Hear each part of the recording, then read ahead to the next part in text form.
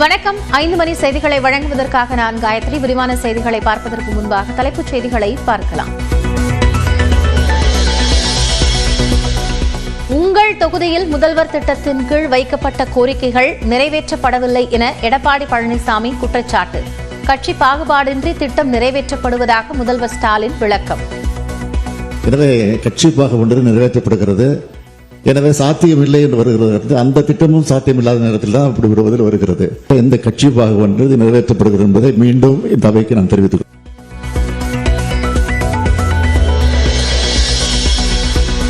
முதலமைச்சர் மு க ஸ்டாலின் எம்ஜிஆரின் ரசிகர் என்றும் பயணங்களின் போது அவரது பாடல்களை கேட்பார் என்றும் பேரவையில் அமைச்சர் ஏவா வேலு தகவல். சின்ன பயலே சேதி கேளுடா என்ற எம்ஜிஆர் பாடலை ஏவா வேலு பாட சிரித்து மகிழ்ந்த முதல்வர். சின்ன பயலே சேதி கேளடா, நான் சொல்ல போற வார்த்தை நல்லா எண்ணி பாரடா, நீ எண்ணி பாரடா.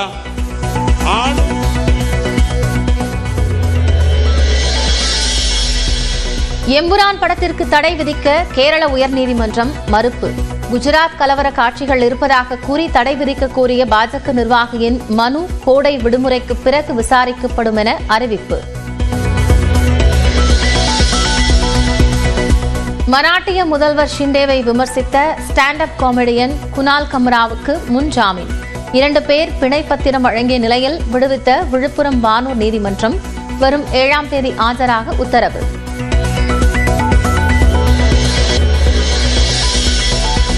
விஸ்வாசம், வேதாளம் உள்ளிட்ட அஜித் படங்களில் நடித்த நடிகை ஷர்மிளா தாபா மீது பாஸ்போர்ட் மோசடி வழக்கு பதிவு. பாஸ்போர்ட் காலாவதியான நிலையில் மீண்டும் விண்ணப்பிக்கும் போது வேறு முகவரியை கொடுத்ததால் சென்னை மத்திய குற்றப்பிரிவு போலீஸ் நடவடிக்கை.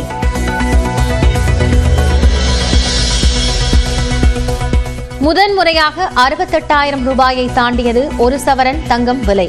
ஒரே நாளில் 480 ரூபாய் உயர்வு.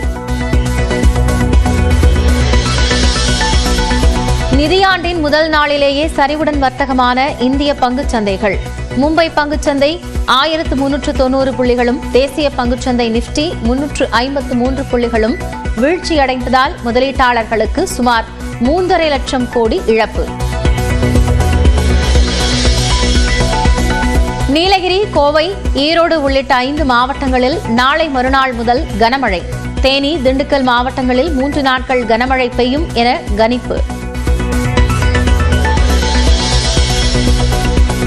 உத்தரப்பிரதேசத்தில் வழக்கில் சிக்கியவர்கள் வீடுகளை புல்டோசர்கள் வைத்து இடித்ததற்கு உச்சநீதிமன்றம் கண்டனம். பாதிக்கப்பட்ட 6 பேருக்கு தலா 10 லட்சம் வீதம் தர உத்தரப்பிரதேச அரசுக்கு அபராதம் விதிப்பு. திருவண்ணாமலை மாவட்டம் ஆரணி அருகே கிணற்றில் மூழ்கி 10ஆம் வகுப்பு மாணவிகள் 2 உயிரிழப்பு. நீச்சல் பழகிய போது சேற்றில் சிக்கி உயிரிழந்த பரிதாபம். திருப்பூர் மாவட்டம் பல்லடம் அருகே வீட்டிலிருந்து இறந்து கிடந்த கல்லூரியின் மாணவியின் உடலை தோண்டி எடுக்க முடிவு. விஏஓ புகார் செய்த நிலையில் காதலனிடமும் போலீசார் விசாரணை.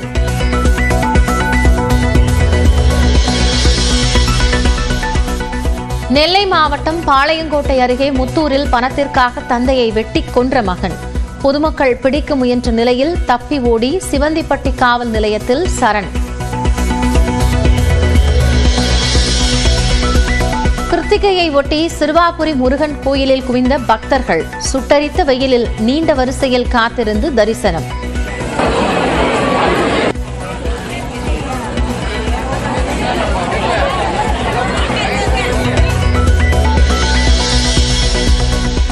சென்னை துறைமுகத்தில் சட்டவிரோதமாக இறக்குமதி செய்யப்பட்ட 26 கோடியே 40 லட்சம் ரூபாய் மதிப்புடைய தடை செய்யப்பட்ட பொருட்கள் பறிமுதல். 7 கண்டெய்னர்களில் உள்ள பொருட்களை பறிமுதல் செய்து துறைமுக நுண்ணறிவு பிரிவு அதிகாரிகள் விசாரணை. உதகையில் 2 சக்கர வாகனங்களில் செல்வோருக்கும் இ பாஸ் அவசியமா? நீதிமன்றத்தில் முறையிட்ட பிறகே முடிவெடுக்கப்படும் என மாவட்ட ஆட்சியர் லட்சுமி பவ்யா தண்ணீரு பேட்டி.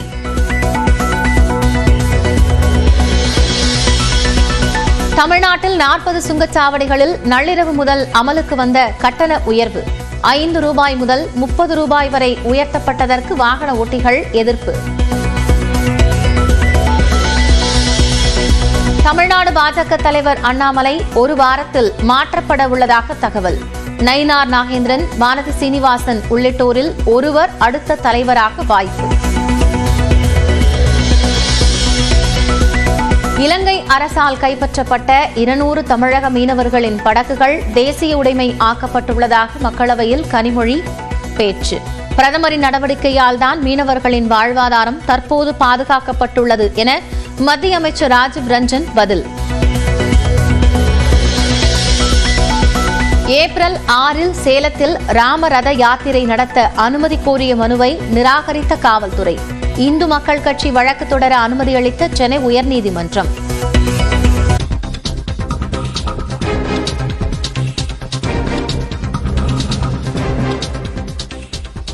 மராட்டிய முதல்வரை விமர்சித்த ஸ்டாண்ட் அப் காமெடியன் குணாலுக்கு நீதிமன்றம் சில உத்தரவுகளை பிறப்பித்திருக்கிறது, ஜாமீன் வழங்கியிருக்கிறது. அரசியல் நையாண்டி தொடர்பான இந்த வழக்கு தொடர்பாக சில கருத்துக்களையும் நீதிபதிகள் தெரிவித்திருக்கிறார்கள். இது குறித்த கூடுதல் விவரங்களை நம்முடைய செய்தியாளர் மதனிடம் கேட்கலாம். மதன், இந்த வழக்கு குறித்த விவரங்களை பதிவு செய்யுங்கள். நகைச்சுவை நடிகர் குணால் காம்ரா சமீபத்தில் தன்னுடைய யூடியூப் சேனல் ஒரு வீடியோ வெளியிட்டிருந்தாரு. அதில் சிவசேனா உடைத்து பாஜக கூட்டணி இணைந்து ஏக்நாத் ஷிண்டே முதல்வராக அவர் அந்த வீடியோவில் தெரிவித்திருந்தார். இதனால் ஆத்திரமடைந்த சிவசேனா கட்சியினர் அந்த நிகழ்ச்சியில் பதிவு செய்த ஸ்டூடியோவை அடித்து நொறுக்கிறார்கள். அதே போல குணால் காம்ரா மீது ஒரு வழக்கும், அவர் வீடியோ பதிவு செய்த ஸ்டூடியோவை சேதப்படுத்திய சிவசேனா தொண்டர்கள் மீதும் 2 வழக்குகள் மும்பை காவல்துறை பதிவு செய்தது. இந்த நிலையில்தான் சென்னை உயர்நீதிமன்றத்தில் கடந்த வாரம் முன்ஜாமீன் கேட்டு குணால் காம்ரா ஒரு மனு தாக்கல் செய்தார். அதாவது தான் விழுப்புரத்தில் வசித்து வருவதால் தான் சென்னை உயர்நீதிமன்றத்தில் மனுவை தாக்கல் செய்ததாகவும், அதே போல மும்பை காவல் நிலையத்துக்கு விசாரணைக்கு தான் சென்றால் அங்கு தன்னை கைது செய்து விடுவார்கள் என்றும், அது மட்டும் இல்லாமல் சிவசேனா தொண்டர்களால் தன் உயிருக்கு ஆபத்துள்ளதாகவும் அவர் தரப்பிலிருந்து ஒரு வாதம் எடுத்து வைக்கப்பட்டது. இதை ஏற்றுக்கொண்ட சென்னை உயர்நீதிமன்றம் குணால் காம்ராவுக்கு டிரான்சிட் பெயில் எனக்கூடிய அந்த ஒரு இடைக்கால முன்ஜாமீனை வழங்கி கடந்த வாரம் உத்தரவு பிறப்பித்தது. அதே போல நீதிமன்றம் உத்தரவு பிறப்பித்திருக்கிறது. இது சார்ந்த கூடுதல் விவரங்களுக்கு நன்றி மதன்.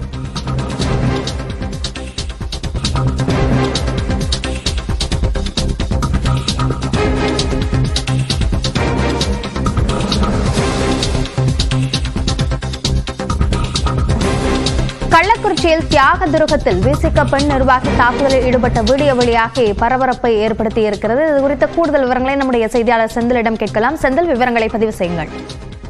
கள்ளக்குறிச்சி மாவட்டம் தியாக துருகத்தில் வசித்து வரும் வேல் பழனியம்மாள் என்பவர் விசிக கள்ளக்குறிச்சி மாவட்ட வடக்கு மாவட்ட செயலாளராக உள்ளார். இந்நிலையில் அவரது வீட்டின் அருகே உள்ள 10 சென்ட் காலி இடத்தில் அவர் மரக்கன்றுகளை பல வகையான பழக்கன்றுகள் மற்றும் மரக்கன்றுகளை நட்டு வளர்த்து வந்ததாக கூறப்படுகிறது.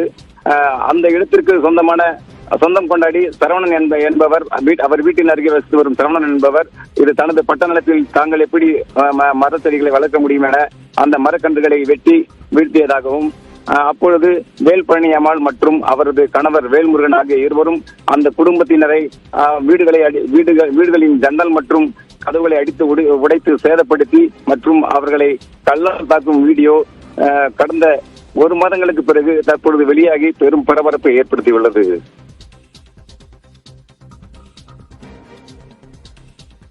விரிவான விவரங்களுக்கு நன்றி செந்தில். இ பாஸ் நடைமுறையை அமல்படுத்துவதில் சில விவகாரங்கள் குறித்து நீதிமன்றத்தில் விளக்கம் கேட்க உள்ளதாக நீலகிரி மாவட்ட ஆட்சியர் லட்சுமி பவ்யா தண்ணீர் தெரிவித்துள்ளார். நியூஸ் 18 தொலைக்காட்சிக்கு பேட்டியளித்த அவர் மலர் கண்காட்சி போன்ற நேரங்களில் கூடுதல் வாகனங்களை அனுமதிப்பது குறித்தும் நீதிமன்றத்தில் விளக்கம் கேட்கப்படும் என்று கூறினார். பேர் அவங்க ரிலேட்டிவ்ஸ்க்கு மீட் பண்றதுக்கு போறாங்க. ஸோ அவங்க அந்த டைப் ஃபேமிலி விசிட் பண்ண போகும்போது அவங்க கொஞ்சம் இஷ்யூ சொன்னாங்க.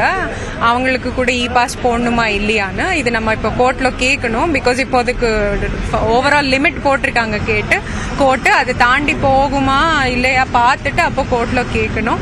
2வது பைக்ஸ்ல வர நிறைய பேர் கேட்குறாங்க. ஸோ இந்த 2 இஷ்யூஸ் பார்த்துருக்கோம். 3வது இந்த கூடலூர் சைடு கர்நாடகா டு கேரளா போறவங்க கூட நம்ம வயா கூடலூர் போவாங்க. அவங்க டூரிஸ்டா உள்ள வர மாட்டாங்க, ஆனா அந்த ரோடு யூஸ் பண்ணுவாங்க. ஸோ அதுவும் இதுல வருமானு கேட்டாங்க. இது 3 நாள் நம்ம கிளாரிபிகேஷன் கோர்ட்ல கேட்டுட்டு அப்போ நான் இதுக்கு என்ன பண்ணோன்னு பார்க்கணும். நீலகிரி மட்டுமின்றி கொடைக்கானலிலும் புதிய கட்டுப்பாடுகளுடன் இ பாஸ் நடைமுறை அமலுக்கு வந்தது. கொடைக்கானலுக்கு வரும் வாகனங்களை மலை அடிவார பகுதிகளில் உள்ள சோதனை சாவடிகளில் மாவட்ட நிர்வாகம் சார்பில் வாகன சோதனை நடத்தப்பட்டு வருகிறது. இ பாஸ் நடைமுறை அமலுக்கு வந்த போதும் சுற்றுலா பயணிகளின் வருகை அதிகரித்து காணப்படுகிறது. இ பாஸ் பெற்று அன்றைய தினத்தில் கொடைக்கானல் வராத வாகனங்களின் எண்ணிக்கையை கணக்கிட்டு மற்ற வாகனங்கள் செல்ல பரிசீலனை செய்யப்படும் என மாவட்ட ஆட்சியர் தெரிவித்துள்ளார்.